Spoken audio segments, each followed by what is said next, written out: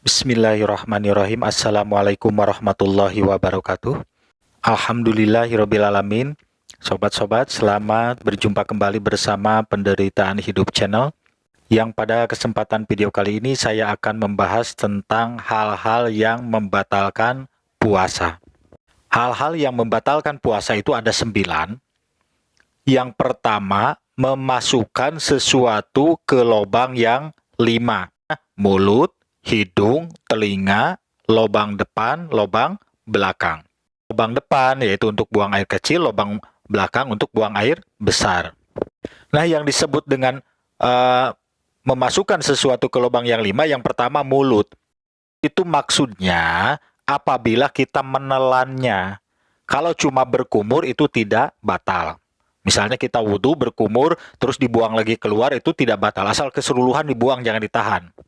Kemudian yang kedua, hidung. Hidung itu bagian dalamnya. Jadi kalau kita, maaf ya, bukan jorok ya, ini supaya jelas, kalau ngupil itu tidak batal. Tapi kalau memasukkan cotton bud, gitu kan, ke dalam terus, misalnya ngorek apa, nah itu batal. Kemudian yang ketiga, telinga. Telinga juga bagian dalam. Kalau kita ngorek-ngorek kotoran pakai tangan, pakai jari, itu masih nggak apa-apa, nggak batal. Tapi kalau memasukkan cotton bud atau apa sampai ke lubang telinga yang paling dalam, nah itu batal. Yang berikutnya yaitu lubang yang tempat buang air kecil, lubang depan. Ini kalau laki-laki mungkin nggak ya, biasanya perempuan. Nah, itu tidak ada batasan lubang dalam. Kalau khusus untuk yang lubang depan sama lubang belakang, itu masuk sedikit saja itu sudah batal. Gitu. Jadi jangan berpikir karena mulut, hidung, telinga itu lubangnya yang dalam, nah kemudian yang depan belakang juga yang dalam. Enggak, kalau yang lubang depan sama lubang belakang itu masuk sedikit aja jari atau air atau apa, itu udah batal. Nah, bagaimana kalau dengan ludah? Nah, ludah yang ditelan itu tidak batal, tapi syaratnya satu, harus ludahnya sendiri. Jangan ludah orang lain, nah gitu kan. Ludah sendiri ditelan nggak apa-apa. Yang kedua, ludah yang belum keluar dari mulut. Maksudnya yang bibir. Kalau ludah yang sudah keluar dari bibir itu dianggapnya ludah dari luar masuk ke dalam, berarti kan batal. Kalau ludah yang belum keluar dari mulut itu masih ditelan, masih tidak apa-apa. Tidak batal. Kemudian yang ketiga, ludahnya yang belum bercampur dengan yang lain. Nah, dengan yang lain tuh apa ya maksudnya? Kalau misalnya maaf nih ya, kalau suami istri maaf ya, berciuman misalnya. Berciuman itu kan beradu lidah. Nah, itu misalnya ada ludahnya istri masuk ke bawah gitu kan, ke bawah kecampur dengan ludahnya kita terus ketelan. Nah, itu kan walaupun ya di bulan puasa ya nggak mungkin gitu juga gitu kan. Tapi intinya seperti itulah menggambarkannya gitu kan. Ludah yang sudah bercampur dengan yang lain. Nah, kemudian hal yang membatalkan puasa, yang tadi yang pertama memasukkan sesuatu ke lubang yang 5, mulut, hidung, telinga, lubang depan, lubang belakang. Nah, yang keduanya yaitu muntah. Maksudnya muntah yaitu dengan disengaja. Apabila muntahnya yang tidak disengaja itu tidak batal. Muntah misalnya dikorek-korek sampai muntah, nah itu berarti kan istilahnya disengaja, berarti batal. Nah, tapi apabila misalnya kita tidak disengaja karena ada bau apa, terus kita istilahnya melihat apa, terus kita sekonyong-konyong muntah, tidak disengaja, nah itu tidak membatalkan puasa. Tapi setelah kita muntah, kita harus berkumur terus dibuang, dibersihkan.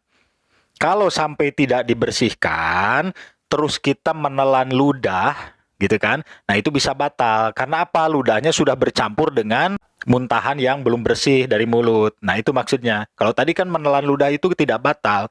Bisa jadi batal karena bercampur dengan muntahan yang belum bersih. Gitu sudah muntah yang tidak disengaja ini, nah itu harus dibersihkan dengan cara berkumur terus dibuang. Nah, itu nanti menelan ludahnya tidak batal.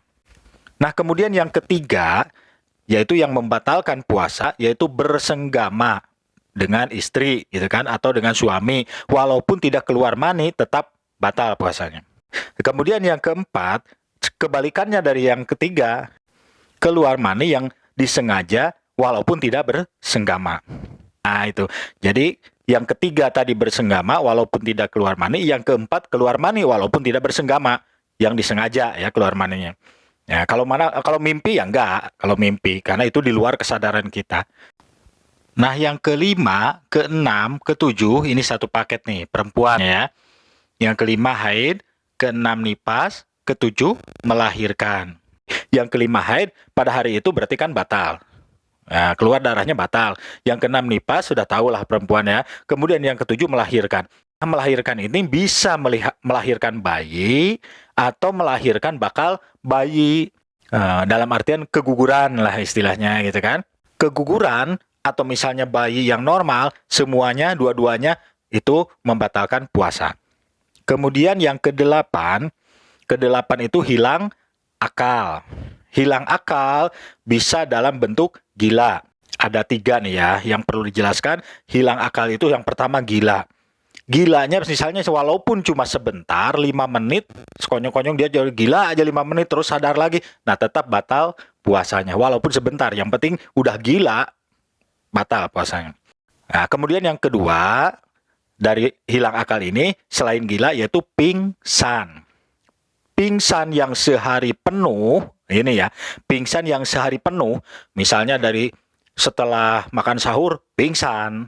Bangun-bangun atau sadar-sadar setelah maghrib, batal puasanya karena sehari penuh dia pingsannya. Bagaimana kalau misalnya pernah sadar, nah, jam 12 misalnya sadar, kesananya terus, berarti kan puasanya lanjut gitu. Jadi istilahnya tidak membatalkan puasa kalau keburu sadar gitu. Tapi kalau seharian dari sahur sampai maghrib, ya berarti kan batal puasanya.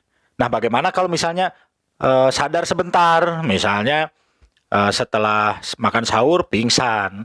Nah, jam 9 sadar. Begitu nonton TV, lihat film Korea, pingsan lagi misalnya sampai maghrib. Nah, itu karena ada sadar dulu sebentar, itu tidak membatalkan puasa. Jadi yang membatalkan puasa dari pingsan ini kalau seandainya sehari penuh gitu kan.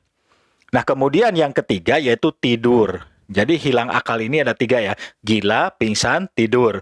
Gila walaupun sebentar, batal puasa. Pingsan sehari penuh, batal puasa. Tapi kalau pingsan, sadar sebentar, itu tidak batal puasanya. Nah, tidur ini tidak batal puasanya, walaupun sehari penuh.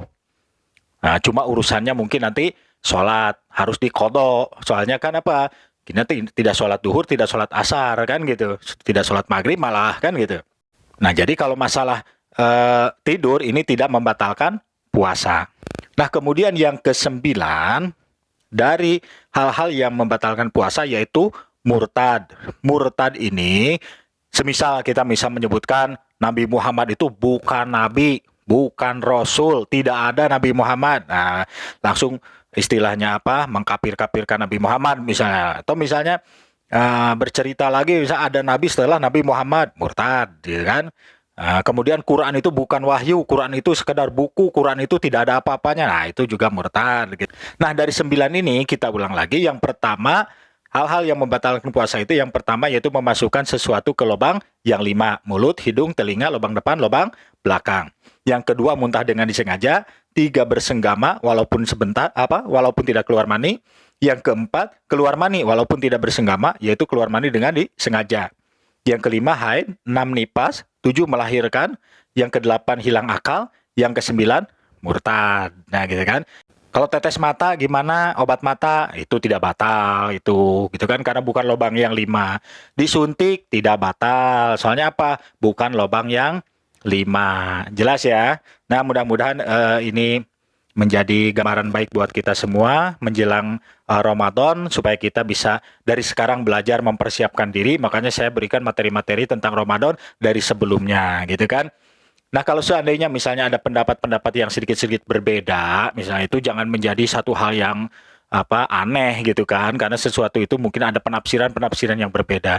Nah, demikian saja. Mudah-mudahan video ini bermanfaat untuk kita semua. Dan jangan lupa like, komen, dan subscribe. Terima kasih. Wabillahi taufiq wal hidayah. Wassalamualaikum warahmatullahi wabarakatuh.